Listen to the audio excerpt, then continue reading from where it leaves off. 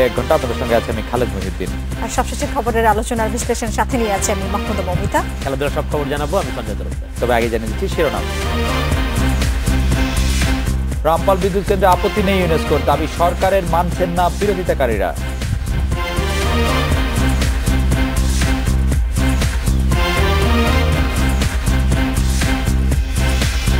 ক্ষমতায় থেকে আয় কমেছে আওয়ামী লীগের, ক্ষমতার বাইরে থেকে আর্থিক লাভ বিএনপি।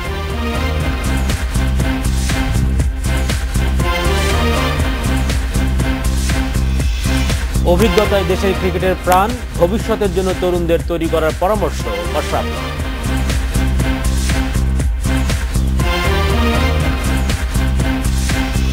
রাজনাটে বাংলাদেশে আজ মতামত পাঠানোর বিষয়ে ইসির সংলাপ, এ বিষয়ে মতামত জানাতে পারেন SMS অথবা ফেসবুকে। আপনাদের মতামত জানিয়ে দিচ্ছি সংবাদের পরের অংশে।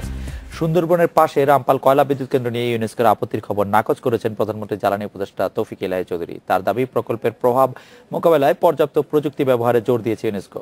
রামপালে বিদ্যুৎ কেন্দ্র নির্মাণে সরকারের অনড় অবস্থানও জানিয়ে দিয়েছেন উপদেষ্টা। তবে এর সমালোচনা করেছেন প্রকল্পের বিরোধিতাকারীরা। তারা বলছেন সরকার মিথ্যাচার করছে। পোল্যান্ডে চলতি মাসে আয়োজিত ইউনেস্কোর ওয়ার্ল্ড হেরিটেজ কমিটির ৪১তম অধিবেশনে আলোচিত হয় সুন্দরবন ও রামপাল বিদ্যুৎ কেন্দ্র প্রসঙ্গ। এর আগে কয়লা বিদ্যুৎ কেন্দ্রের ঝুঁকি বিশ্লেষণ করে রামপালে কয়লা বিদ্যুৎ কেন্দ্রের বিপক্ষে মত দেয় ইউনেস্কোর বিশেষজ্ঞ কমিটি। তাদের সেই প্রস্তাব চূড়ান্ত অনুমোদনের জন্য তোলা হয় ওয়ার্ল্ড হেরিটেজ কমিটির ৪১তম অধিবেশনে। তবে অধিবেশনে রামপাল প্রশ্নে নমনীয় অবস্থান নেয়ার প্রস্তাব করে তুরস্ক। খসড়া প্রস্তাবে রামপাল বিদ্যুৎ কেন্দ্র সহ ভারী অবকাঠামো নির্মাণ বন্ধের কথা ছিল। তবে তুরস্কের প্রস্তাবের ভিত্তিতে অনুমোদিত প্রস্তাবে রামপাল বিদ্যুৎ কেন্দ্র শব্দটি বাদ পড়েছে। এছাড়া খসড়ার ৯ নম্বর ধারায় রামপাল থেকে বিদ্যুৎ কেন্দ্র সরানোর কথাও বাদ পড়েছে চূড়ান্ত অনুমোদনে। এখন সেখানে বলা হয়েছে বিদ্যুৎ কেন্দ্রের প্রভাব মূল্যায়ন করে তা দূর করতে পর্যাপ্ত কারিগরি পদক্ষেপ নিতে হবে। আর ১০ নম্বরে সুন্দরবনকে ঝুঁকিপূর্ণ ঐতিহ্যের তালিকায় রাখার বিষয়টিও অনুমোদন পায়নি পোল্যান্ডের অধিবেশনে। তবে কয়েকটি সংবাদ মাধ্যমে রোববার জানানো হয় রামপাল বিদ্যুৎ কেন্দ্র নিয়ে আপত্তি তুলে নেয়নি ইউনেস্কো। এই পরিপ্রেক্ষিতে সংবাদ সম্মেলনে আসেন পোল্যান্ডে বাংলাদেশের প্রতিনিধিদের নেতৃত্ব দেয়া প্রধানমন্ত্রী জ্বালানি উপদেষ্টা তৌফিক ইলাহি চৌধুরী। ব্যাখ্যা দেন অনুমোদিত প্রস্তাবের। যে বিদ্যুৎ কেন্দ্র হচ্ছে এটা চলমান থাকবে, আমাদের একটা স্ট্র্যাটেজিক এনভায়রনমেন্ট অ্যাসেসমেন্টও হবে। সেই অ্যাসেসমেন্টের কারণে যদি দেখা যায় যে কোনো মিটিগেটিং মেজার্স, কোনো জিনিস আমরা হিসাবের মধ্যে ধরিনি, এমন কোনো এনভায়রনমেন্টাল ইস্যু আসতে পারে, তাহলে আমরা তার মিটিগেটিং মেজার করব। এবং বাংলাদেশকে যে কথা বলে যে একটা আবহাওয়া তৈরি করা হয়েছিল যে সুন্দরবন হুমকির সম্মুখীন, সে কথা এখান থেকে বাদ দিয়েছে। তবে রামপালে বিদ্যুৎ কেন্দ্রের বিরোধিতাকারীদের দাবি আগের অবস্থানেই আছে ইউনেস্কো। ইউনেস্কোর সিদ্ধান্ত হচ্ছে শুধুমাত্র রামপাল বিদ্যুৎ কেন্দ্র না, এই ধরনের কোনো তৎপরতা এখানে চালাতে দেওয়া যাবে না। তো সরকারের তো এখানে হুঁশ ফেরা উচিত। সরকার তো এরকম বেহুশ হয়ে থাকলে হবে না, মানে একটা হুঁশ আসা উচিত যে কোনোভাবে এটা তাদের পক্ষে যত লবিং করে হোক, মিথ্যাচার করে হোক, প্রতারণা করে হোক, কাউকেই কনভিন্স করার ক্ষমতা সরকারের নাই। রামপালে বিদ্যুৎ কেন্দ্রটি নির্মাণে গত এপ্রিলে কাজ শুরুর অনুমতি পেয়েছে ঠিকাদার প্রতিষ্ঠান ভারত হেভি ইলেকট্রিক্যাল। কেন্দ্রটির প্রথম ইউনিটের নির্মাণ কাজ ৪১ মাসে শেষ হওয়ার কথা।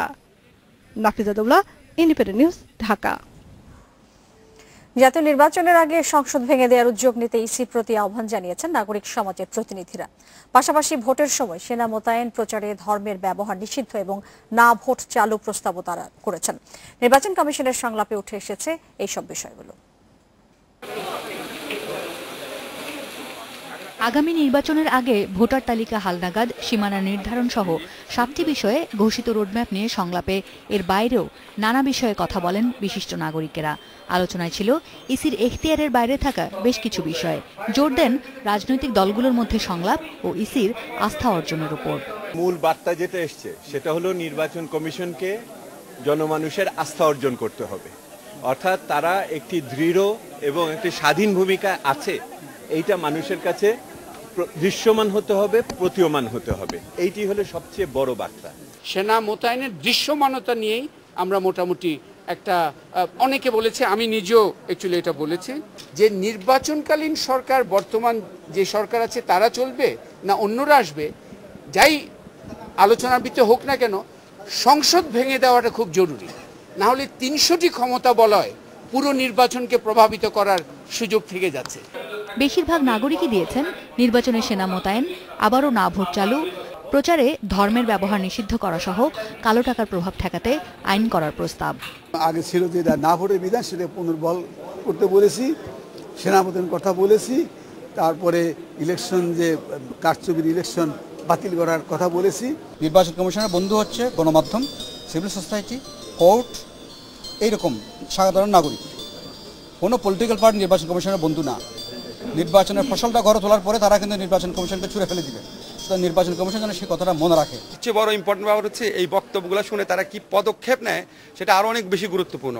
কারণ অতীতে আমরা বিভিন্ন কমিটিকে দেখেছি তারা বিভিন্ন লোকের কথা শুনেছে, কিন্তু শুনে তারা নিজের মতো করেই কাজ করেছে বা সরকারের মতো করেই কাজ করেছে। তবে সংলাপে কোনো মত দেয়নি ইসি। প্রধান নির্বাচন কমিশনার অবশ্য আশা জানান এই আলোচনা প্রভাব ফেলবে সরকার ও অন্য রাজনৈতিক দলগুলোর ওপর। এ সংলাপে যেমন সরকারের কাছ থেকে তো তাদের জনগণের এবং যার সুশীল সমাজ যারা নির্বাচন নিয়ে ভাবেন তাদের যে বার্তা সেটা তাদের কাছে পৌঁছে যাবে, এবং যারা বিরোধী দলে আছে অথবা যারা সংসদের বিরোধী দলে নেই তাদের কাছে পৌঁছে যাবে, এবং তারা একটা সমঝোতায় আমার মনে হয় আসতে পারবেন। আগামী অক্টোবর পর্যন্ত রাজনৈতিক দলসহ নানা পর্যায়ের ব্যক্তি সংগঠনের সঙ্গে সংলাপে বসবে নির্বাচন commission. Asma Mita, independent news, Dhaka. Khaled, সবার সাথে সংলাপের এই উদ্যোগটি নিশ্চয়ই আমি প্রশংসার দাবিদার, কিন্তু যেটি আসলে সুশীল সমাজের বক্তব্য থেকে যেটি বেরিয়ে এসছে যে আসলে তারা শুনছেন, আসলে শোনার পরে আসলে কি পদক্ষেপ নেবেন, আদৌ আসলে সেই অনুযায়ী করবেন কিনা, নিজেদের মতো করেই কাজ করবেন কিনা, সেটাই কিন্তু আসলে দেখার বিষয় যে সংলাপটি শুধু সংলাপই থেকে যাবে নাকি সেটা আসলে মাঠ পর্যন্ত করাবে। না দেখেন, মানে নির্বাচন কমিশন আসলে এত ভিন্ন ভিন্ন কতগুলি গ্রুপের সাথে কথা বলবে, যেমন আজকে সারা মানে সবগুলি মহলের থেকে যারা প্রতিনিধি এসেছেন তারা কথা বলবেন, রাজনৈতিক দলগুলির সাথে কথা বলবেন, এবং তাদের বক্তব্য কিন্তু পরস্পর বিরোধী হবে। এখন আপনি বলেন এটা কিভাবে সম্ভব যে ইসি আসলে সবার কথা রাখবেন? ইসি সবার কথা আসলে রাখতে পারবেন না।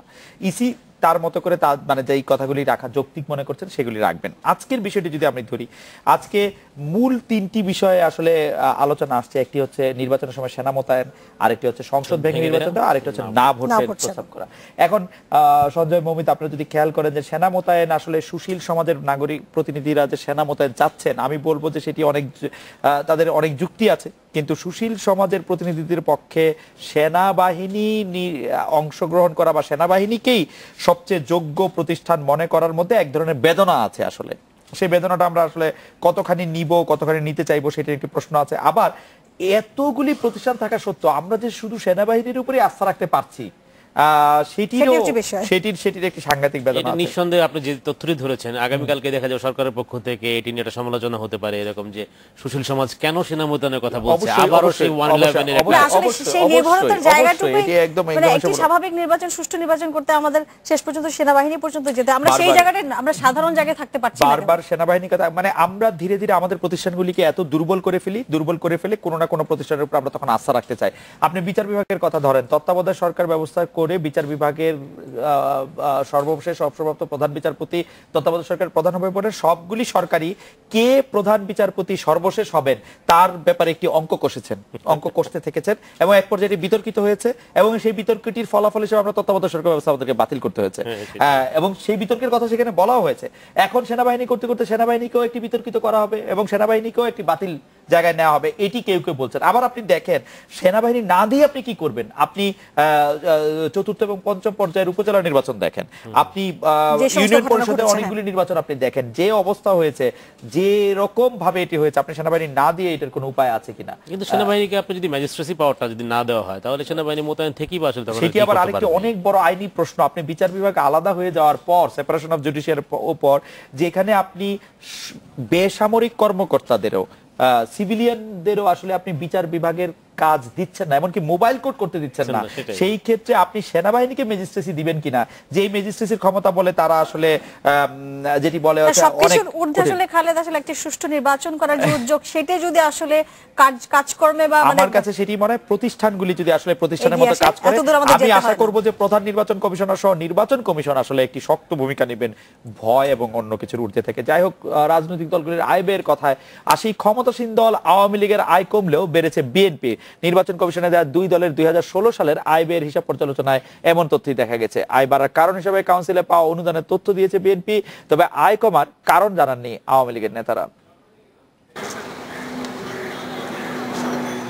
নির্বাচন কমিশনের 2016 সালের আয় ব্যয়ের হিসেব জমা দিতে দুপুরে ইসিতে যায় আওয়ামী লীগের সভাপতিমণ্ডলীর সদস্য আব্দুর রাজ্জাকের নেতৃত্বে 3 সদস্যের প্রতিনিধি দল। কমিশনে দেয়া তথ্য অনুযায়ী গেল বছর আওয়ামী লীগের আয় হয়েছে 4,84,97 টাকা, আর ব্যয় ছিল 3,01,84,799 টাকা। এর আগের বছর 2015 সালে আওয়ামী লীগের আয় ছিল 7,11,61,375 টাকা। সে হিসেবে আগের বছরের তুলনায় 2016 সালে আওয়ামী লীগের আয় কমেছে 2,17,00,000 টাকারও বেশি। কিভাবে দলটা পরিচালনা করি, এই অর্থ কোথায় থেকে আসে, সেগুলো বিস্তারিত তুলে ধরে আজকে আমাদের যে আয় ব্যয়ের হিসাব দিয়েছি তার মধ্যে দিয়েছি আমাদের আয়ের উৎসগুলো কোথায় এবং কোথায় আমরা এগুলো খরচ করেছি। অন্যদিকে 2015 সালে বিএনপির আয় ছিল 1,73,03,365 টাকা। এর বিপরীতে ব্যয় হয়েছে 1,87,29,649 টাকা। আর গত বছর দলটির আয় দাঁড়ায় 4,68,68,730 টাকায়। অন্যদিকে ব্যয় হয়েছে 3,99,63,852 টাকা। আগের কয়েক বছর বিএনপি আর্থিক ক্ষতিতে থাকলেও গত বছর উদ্বৃত্ত ছিল 14,04,878 টাকা। আয় বাড়ার কারণও ব্যাখ্যা করেছেন দলটির নেতারা। ষষ্ঠ জাতীয় কাউন্সিল হয়েছে, সেই সময় অনেকেই আমাদেরকে ডোনেশন দিয়েছেন তাদের সাধ্যমতো, সেগুলো এবার আয়ের উৎস হিসাবে সেখানে এসছে। ক্ষমতাসীন আওয়ামী লীগের আয় কমলেও তাদের তহবিলে 25 কোটি টাকা জমা রয়েছে। আর 2016 সালের উদ্বৃত্ত সহ বিএনপির তহবিলে জমা আছে 25,58,11,441 টাকা। বিএনপি 2015 সালে ঘাটতির মধ্যে থাকলেও এবার 14 লাখ টাকা বাড়তি থাকার কথা জানিয়েছে BNP. Jahanara Parvin, Independent news, Dhaka. বঙ্গবন্ধুর দেয়া সংবিধান লঙ্ঘিত হয় এমন কিছু করবে না সরকার। নিম্ন আদালতের বিচারকের শৃঙ্খলা বিধিতেও এই ধরনের কিছু করা সম্ভব নয় বলে জানিয়েছেন আইনমন্ত্রী আনিসুল হক। সুপ্রিম কোর্ট বার মিলনায়তনে এক অনুষ্ঠানে আইনমন্ত্রী বলেছেন, সংবিধানের 116 অনুচ্ছেদ অনুযায়ী রাষ্ট্রপতিকে দেয়া ক্ষমতা বিচার বিভাগকে দেয়া সম্ভব নয়। আদালত ভবনে বৃষ্টির পানি ঠেকাতে সরকার উদ্যোগ নিচ্ছে জানিয়ে মন্ত্রী আরো বলেছেন, এসব বিষয়ে কোনো অনুষ্ঠানে প্রধান বিচারপতির বক্তব্য দেওয়া ঠিক নয়। সরকার কখনো আদালতের বিষয়ে হস্তক্ষেপ করতে চায় না জানিয়ে তিনি বলেছেন, এজলাসে প্রধান বিচারপতির এই বিষয়ে বক্তব্য অপ্রত্যাশিত। চাপের মুখে সরকার কোনো বিষয়ে সিদ্ধান্ত নেবে না বলে জানিয়েছেন আইনমন্ত্রী। বক্তব্য দেওয়ার জন্য ডিসিপ্লিনারি রুলস, এখানে আমি একটা কথা পরিষ্কার বলতে চাই। আমাদের প্রয়াস, আমরা যেটা করেছি সেটা হচ্ছে সব বঙ্গবন্ধুর দেওয়া যে সংবিধান, সেই সংবিধানে আমরা ফিরে গেছি। আর যতটুকু পারি নাই চেষ্টা করছি ততটুকুতে ফিরে যাওয়া। কিন্তু এমন কিছু আমরা করতে পারবো না যেখানে বঙ্গবন্ধুর দেওয়া যে সংবিধান, সেই সংবিধান লঙ্ঘন হয়। এবার একটি বিরতি নিচ্ছি।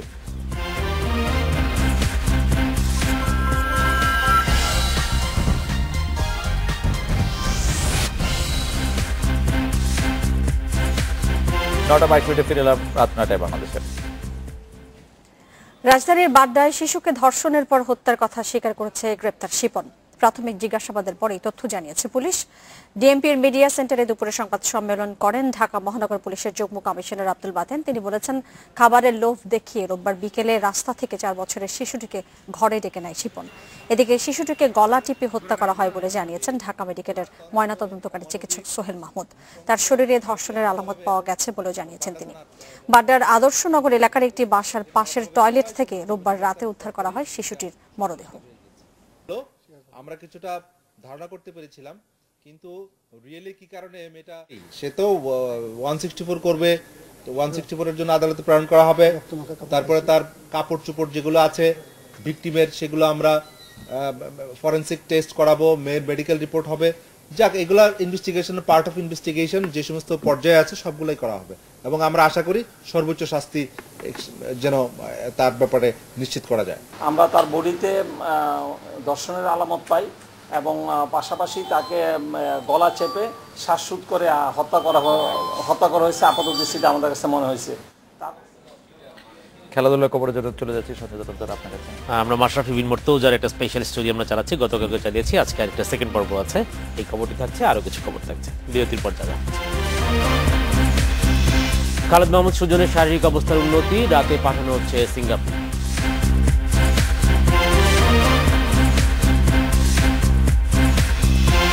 বিপিএল ব্যস্ততার মাঝেও ছুটিতে অ্যান্ড্রু ওয়ার্ড, ফুটবলার যাচাইয়ে নেই হেড কোচ।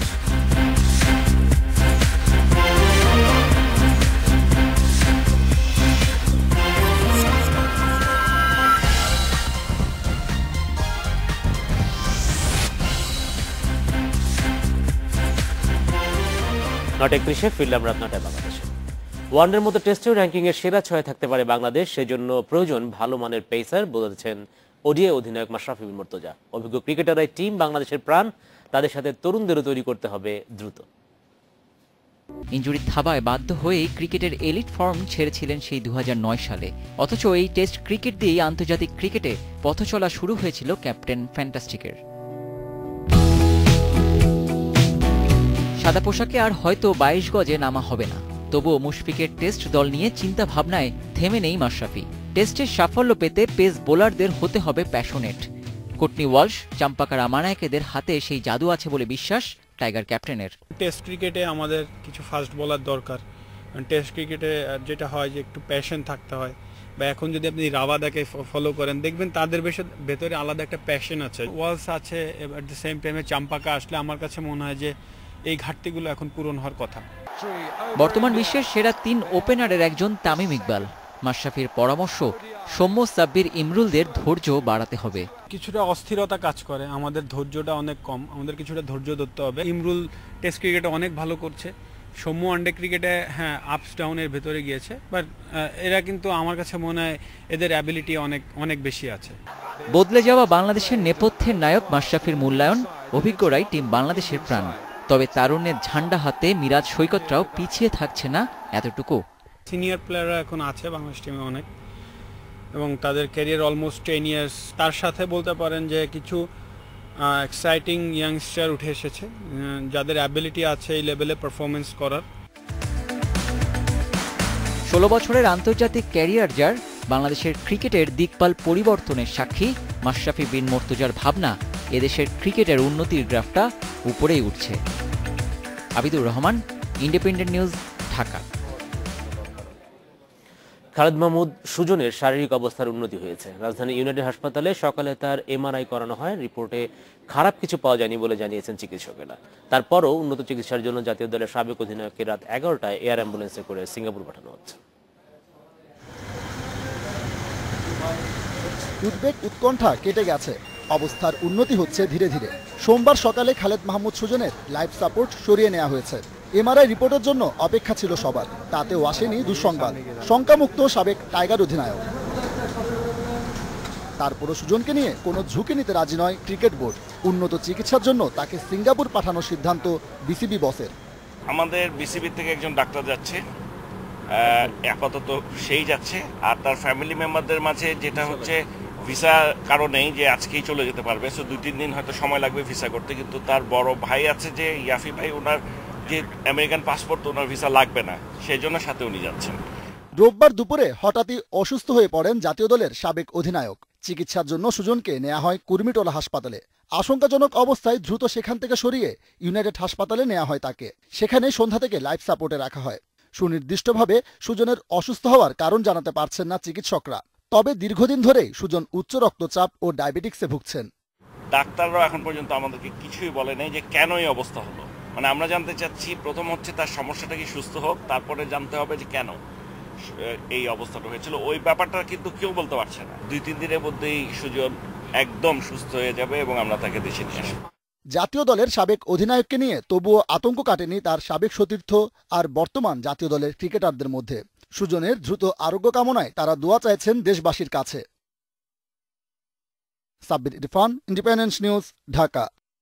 28 জুলাই শুরু হয়েছে ঘরোয়া ফুটবলের সবচেয়ে বড় আসর বাংলাদেশ প্রিমিয়ার লিগ, কিন্তু ফুটবলারদের যাচাই করতে নেই হেড কোচ। অনূর্ধ্ব 23 দলের অ্যাসাইনমেন্ট শেষ করে অস্ট্রেলিয়ায় ছুটি কাটাচ্ছেন অ্যান্ড্রু ওয়ার্ড। জাতীয় দল নিয়ে না ভেবে বাফুফে এই কোচকে বেশি ব্যবহার করতে চায় বয়সভিত্তিক দলগুলোতে। আন্তর্জাতিক সার্কিটে নির্বাসিত জাতীয় দল, বয়সভিত্তিক দলগুলোর মধ্যেও নেই আশাবাদী হওয়ার রসদ। সবশেষ এএফসি চ্যাম্পিয়নশিপের বাছাই পর্বে ধরাশায়ী অনূর্ধ্ব-23 দল। ফিলিস্তিনে গিয়ে 3 ম্যাচে 13 গোল হজম করে ফিরেছে তকলিস হিমন্তরা। দেশ জুড়ে যখন সমালোচনার ঝড়, তখন দেশে নেই জাতীয় দলের হেড কোচ অ্যান্ড্রু ওড। ছুটি কাটাচ্ছেন অস্ট্রেলিয়াতে। যে প্রিমিয়ার লিগকে বলা হয় ফুটবলারদের অ্যাসিড টেস্ট, সেখানেই দৃষ্টি থাকছে না কোচের। থাকবেই বাকি করে বাফুফেও চায় ওডকে বয়সভিত্তিক দলে বেশি ব্যস্ত রাখতে। কোচের যে মেইন দায়িত্ব, তার পক্ষ হয়ে আমাদের স্থানীয় বেশ কয়েকজন প্রশিক্ষক আমাদের লিগের খেলাগুলো দেখভাল করছেন, এবং যেহেতু আমাদের খুব বড় একটি লিগ, লম্বা একটি লিগ, আগামী প্রায় 5 মাস ব্যাপী আমাদের লিগটি আয়োজিত হবে। 5 থেকে 5.5 মাস ব্যাপী আমাদের এই লিগটি আয়োজিত হবে। সো সেক্ষেত্রে অ্যান্ড্রুয়ার আসার সাথে সাথেই it's a matter of 10 days, তিনি আগামী কয়েকদিনের মধ্যে বাংলাদেশ আসার সাথে সাথে তিনি যেমন অনূর্ধ্ব-18 দলকে নিয়ে কাজ করবেন, সেই সঙ্গে তিনি আমাদের লিগের খেলাগুলো সরাসরি মাঠে থেকে তিনি পর্যবেক্ষণ করবেন, অবলোকন করবেন। বঙ্গবন্ধু গোল্ড কাপের বাকি এখনও 4.5 মাস। আসর সফল করতে এখন থেকে তৎপর কর্মকর্তারা। এশিয়া ও আসিয়ান অঞ্চল থেকে সারাও পাওয়া যাচ্ছে। লাওস, ভিয়েতনামের সাথে নতুন করে আগ্রহ দেখিয়েছে সিঙ্গাপুর, মালয়েশিয়া ও মঙ্গোলিয়া। লাওস, ক্যাম্বোডিয়া ছিল এবং সেই সঙ্গে আমাদের মায়ানমার ছিল। আমরা স্বাগতিক বাংলাদেশ তো রয়েছেই, তো এই দলগুলোর সাথে এখন আমরা সিঙ্গাপুর, মালয়েশিয়া, মঙ্গোলিয়া এদেরকে নিয়ে আমরা কাজ করব। আমরা আশা করি 8-10টি দলকে নিয়ে টার্গেট করে কাজ করলে আমরা অবশ্যই যোগ্যতর, শ্রেষ্ঠ, শ্রেয়, যোগ্যতা সম্পন্ন 6টি জাতীয় ফুটবল দলকে নিয়ে আমরা আমাদের বঙ্গবন্ধু গোল্ড কাপটা আমাদের নির্দিষ্ট সময়ে আয়োজন করতে পারব। 18 থেকে 30 ডিসেম্বর বঙ্গবন্ধু গোল্ড কাপের জন্য সূচি রেখেছে বাফুফে।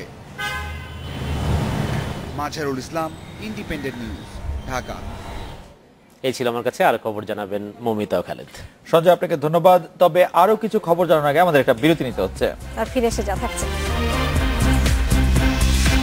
ক্ষমতার দ্বন্দ্বে সংকটে চলচ্চিত্র অঙ্গন, স্বাভাবিক অবস্থা ফেরানোর পথ খুঁজছে সব পক্ষ।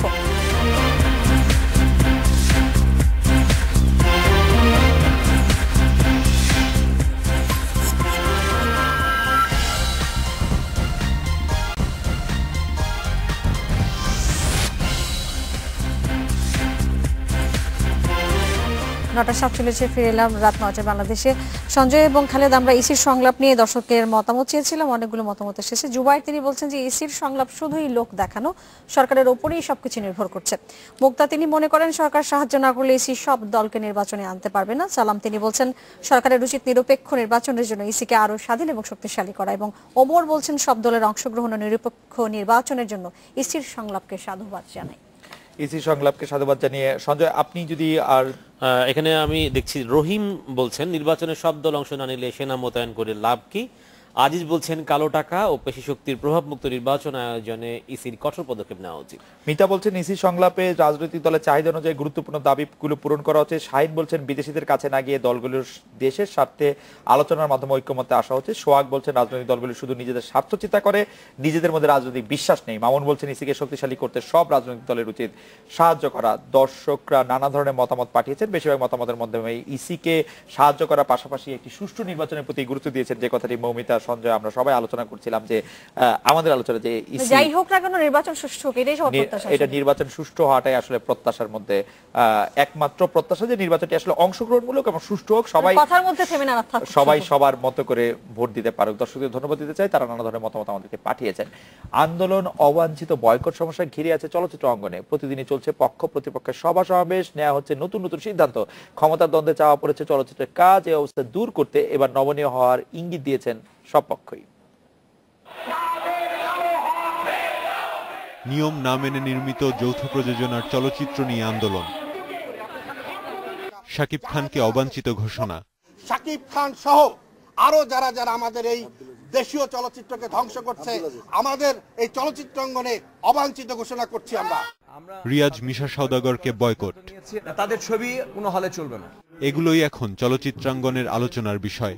এসব সমস্যায় যেন স্থবির হয়ে গেছে চলচ্চিত্র নির্মাণ, স্বীকার করছেন অভিনয় শিল্পী, পরিচালক, প্রযোজক। সবকিছু নিয়ে আমাদের একটা ঝামেলার মধ্যে কিন্তু আমরা যাচ্ছি। এগুলো কিন্তু আমাদের সর্বশেষে গিয়ে একটা সিনেমার উপরেই এফেক্ট করছে। সিনেমা না হলে হল বাজবে না, কারো হিরোগিরি থাকবে না, সমিতি থাকবে না, কিছুই না। এখন প্রডিউসারদের এগিয়ে আসতে হবে, ভালো ভালো মানের সিনেমা বানাতে হবে। ঈদের সিনেমার ডামাডোলের পর থেকে এ পর্যন্ত মুক্তি পেয়েছে মাত্র 2টি চলচ্চিত্র। একটি করে সিনেমা মুক্তি পাবে 4 ও 11 আগস্ট, যা প্রয়োজনের তুলনায় একেবারেই নগণ্য। সংশ্লিষ্টরা খুঁজতে চাইছেন সমাধানের পথ। আমাদের নেতাগিরি না করে আমরা ক্রিয়েটিভিটিতে কনসেন্ট্রেশন, একটা প্রডিউসার আনার কনসেন্ট্রেশন, এইসব ব্যাপারে কনসেন্ট্রেশন করে, এইসব কিছু না করে যদি আমরা ক্ষমতা পাওয়ার এইসবের পিছনে দৌড়ে যাচ্ছি, তাহলে তো আর ইন্ডাস্ট্রি ভালো হবে না। যার ছবি হিট হবে, যার ছবি সুপার হিট হবে, ব্যবসা সফল হবে, তাকে আপনারা বাছাই করে নেন। এইটা নিজেরা আন্ডারস্ট্যান্ডিং করে সমঝোতার মাধ্যমে, আলোচনার মাধ্যমে এই সমস্যার সমাধান করলে সেটা সরকারও শুনবে। চলচ্চিত্রের স্বাস্থ্যকর পরিবেশ বজায় রাখতে বছরে প্রয়োজন ৮০টিরও বেশি সিনেমা। 2016 সালে মুক্তি পায় 57টি, তার আগের বছর মুক্তি পায় 63টি চলচ্চিত্র। ইয়াসিফ আকবর, ইন্ডিপেন্ডেন্ট নিউজ, ঢাকা। তাইওয়ানে সাধারণ মানুষের জীবনে আবারও ফিরে আসছেন অতীতের তারকারা। চুলের ছাঁটে অনুকরণ করা হচ্ছে ম্যারিলিন মনরো থেকে শুরু করে ব্রুসলির মতো তারকাদের। এই ধরনের ছাঁট দিয়ে বিখ্যাত হয়ে উঠেছেন হেয়ার আর্টিস্ট অ্যালেন চেন। চুলের ছাঁটে ভিন্নতা আনতে তাইওয়ানের চ্যাংগুয়া শহরে এক্সপি সেলুনে হাজির শেফ উই চিয়াশেং। 50-এর দশকের হলিউড কুইন ম্যারিলিন মনরোর ভক্ত 28 বছরের এই ব্যক্তি। নিজ মাথায় মনরোর ছবি আঁকিয়ে নিতে এখানে এসেছেন তিনি। মাথায় ট্যাটু আঁকলে আপনি চাইলেও সরাতে পারবেন না, কারণ এটা স্থায়ী। তবে এ ধরনের ছবি আঁকার পর তা চাইলেই সরাতে পারবেন, কারণ 1 মাসের মধ্যেই চুল বড় হয়ে যায়। পরবর্তীতে আপনি চাইলেই অন্য কোনো তারকার ছবি তৈরি করতে পারবেন। চুল ছেঁটে মাথায় একজন তারকার চেহারার আদল তৈরি করা খুব সহজ নয়, তবে দীর্ঘদিন ধরে এই কাজটাই করে আসছেন হেয়ার আর্টিস্ট অ্যালেন চেন।